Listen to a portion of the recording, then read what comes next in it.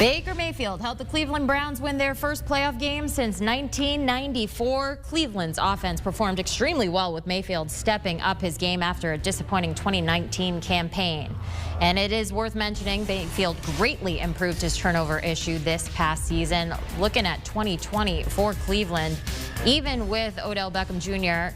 out, Mayfield helped the Browns finish 11-5, the record, through 26 touchdowns, 8 interceptions, and over 3,500 passing yards. We're going to welcome in our Brady Quinn and Pete Prisco. Now, we're talking Browns here. Brady, we know that you're comfortable with this team. Browns coach Kevin Stefanski, he has high hopes for Mayfield in 2021. Recently, he came out and said he continues to get better. He's eager to get better, and he's chomping at the bit. So what are your expectations for this squad in 2021? Well, I think the biggest thing for them is the consistent level of play in which he played out really in the second half of the season. And look, Kevin Stefanski has been a godsend for Baker Mayfield because he's not asking to do things that are outside of his skill set of what he does well. Play action pass, boots, and not really forcing him to necessarily just play completely in the drop-back passing game to win football games for this team. They're staying balanced, they're running the football well, and they're incorporating all of their targets too. So as long as they continue to keep doing that, I think they can continue to keep making strides. But Baker Mayfield's success is largely going to be hinging upon how big of a stride their defense can make. We saw what their offense can do. The defense is the part of the equation where they have to become or play at an elite level in order to really give the Browns a chance at truly challenging either of the top two teams in 2021 in the AFC, which is the Kansas City Chiefs and most likely the Buffalo Bills, in my opinion. Yeah, they have to get much better on defense. There's no doubt about it. And offensively, they're the perfect case, like the Bucs, of showing how valuable your offensive line is.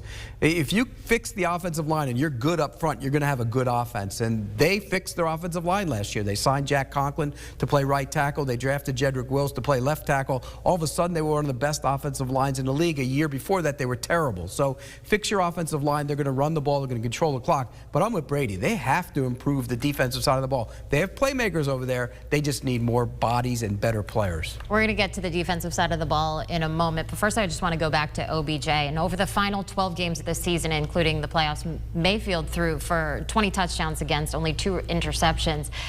Following that pick on that first pass of the Bengals game that resulted in OBJ tearing his ACL. So what are your expectations of Odell Beckham Jr. in his return? Well, I think he's going to be back to being Odell Beckham. I really believe that. And you know, medicine has come so far nowadays, you could just get back out there a year later and you're almost the same guy. And I expect him to be the same guy. And he gives them something else in the offense. There was this dumb theory going around last year that they were better off without Odell Beckham. That's ridiculous. He's a game changer. He can take a pass and turn it into a 65-yard touchdown. They didn't have a lot of those guys. Jarvis Landry, good productive player in the middle of the field. Rashad Higgins, who's an unrestricted free agent, was a big play threat outside at times, but they don't have anything like Odell Beckham when he's healthy and on the field. Yeah, go ask defenses if they'd rather play against a Browns team with or without Odell Beckham. I think I know what their answer is going to be. But look, the expectations for him, and I think the good thing is he doesn't have to carry the weight of the world on his shoulders, okay? He's been to Cleveland now. It hasn't gone great so far, but this team has got better out around him, and his quarterback has gotten better too. And they now have a play caller and an offensive system that I think really works to the strengths of all the pieces involved. So I think Kevin Stefanski is going to put Odell Beckham in positions where he'll be isolated, positions where they'll be able to get him the football, and positions where he'll be the decoy. And they can rely on Jarvis Landry and some of the other pieces within this passing game on offense. So I'm expecting a big year out of Odell Beckham. Statistically, it may not be quite as good as what he had with the New York Giants. That's really only because the way they distribute the football and the way they can run the football. But I think if you're looking for efficiency, yards per catch, that sort of thing, I think Odell Beckham should have a solid year. Let's go back to where we kicked things off, and that's just where the Browns need help this offseason. And you both mentioned the defense. So specifically, where are they looking for that help on the defensive side of the ball? Brady, we'll start with you. Yeah, to me, it's going to be in their secondary. You know, Terrence Mitchell is going to become an unrestricted free agent. He's a guy that I'd really look at potentially signing back. If you've got Denzel Ward, Greedy Williams, you add Terrence Mitchell to that mix, potentially playing as a third cornerback or as a nickel back, to me, that's huge. If not, maybe Desmond King. He makes some sense. And then edge rusher. You know, to me, cornerback, edge rusher, Those are really the biggest two things right now in the NFL. Shaq Barrett, sure, if you could pay him the money, go get Shaq Barrett. He's been consistent for the past couple of years, being able to influence the passer and what I think would feast opposite of Myles Garrett. If not him, how about my Notre Dame guy, Romeo Okwara? He's another guy that I would potentially look at trying to, take working off of the edge with the way he's played so far in his career. Yeah, I think they need to improve that pass rush. Myles Garrett's an outstanding player, but they need help at other spots as well. And you need somebody on the other side. Olivia Vernon tore his Achilles tendon, and when he went out, they were a different defense. He provided a little bit of an edge on the other side. And I think linebacker. That's why I think Levante David makes sense. I mean, you look at their linebacker group. B.J. Goodson played a lot. He's an unrestricted free agent. The other guys are just young guys.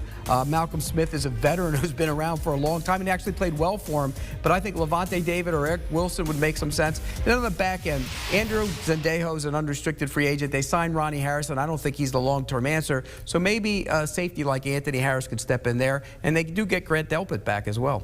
Brady, are there any other free agents out there that the Browns should target? I mean, Dalvin Tomlinson's one that I would really look at if I can't sign back Larry Ogunjobi to this defense. I mean, he's kind of one of those run stuffers on the inside. He never really gets enough appreciation.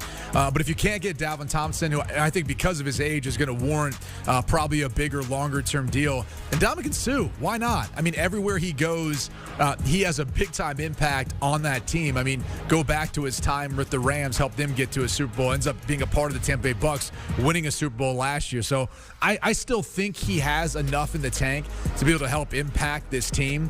So I think a 1-year, 2-year deal to Ndamukong Suh could potentially work as well. All right, so Mayfield said we're setting a new standard here. We're going to be getting back. They obviously mean getting back to the playoffs there. Give me some early expectations for the Browns in 2021. Pete, we'll go with you first.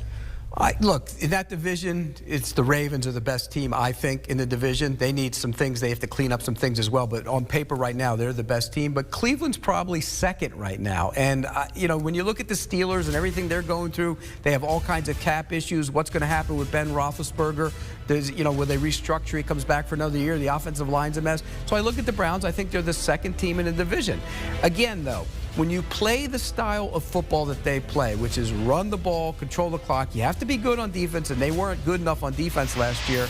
And sometimes those teams have a tendency to have a decline the following year. Everything goes right, you play well, you get to the playoffs, you make the playoffs, you win a playoff game, and then the next year sometimes it goes off the cliff because it's not sustainable because the game is a passing game now. So I'm a little concerned from that standpoint, but I'd probably put them at number 2 right now in the division. Yeah, I can't disagree with Pete on this one. I think as far as looking at really that division in general, I think it's Baltimore, Cleveland, and Pittsburgh, and pick your team as far as the best guess of who's going to win the division. I know this, though. You should heed the words of what Pete said. If their defense doesn't step up and improve, they will regress. Even as good as their offense can be, even with Odell Beckham back, I just have a hard time believing within this division when you look at their ability to score, especially talking about the Baltimore Ravens and that unique attack with Lamar Jackson, you better have a defense that can shut teams down, get negative plays, get turnovers, and give your offense more advantageous field position. So until the Browns are able to have one of those elite defenses, as good as their offense and Baker Mayfield can be, it's ultimately not going to equate to the type of wins that they're going to need to be able to have that number 1 home field advantage moving forward, which we know how important that is for the playoffs now with only 7 teams on each side. All right, Brady, Pete, sit tight. We got much more to come. Another team that good old Brady Quinn played for, and we're going to be looking at the Kansas City Chiefs up next. Will these Super Bowl contenders go back to the Super Bowl yet again? I mean, it's early in the season, but a Kansas City preview on the other side of this break. Want a sports network that delivers everything that matters about the game? The highlights, the picks, the instant analysis. No yelling, no fake debates, no politics. Hit the subscribe button and never miss a moment.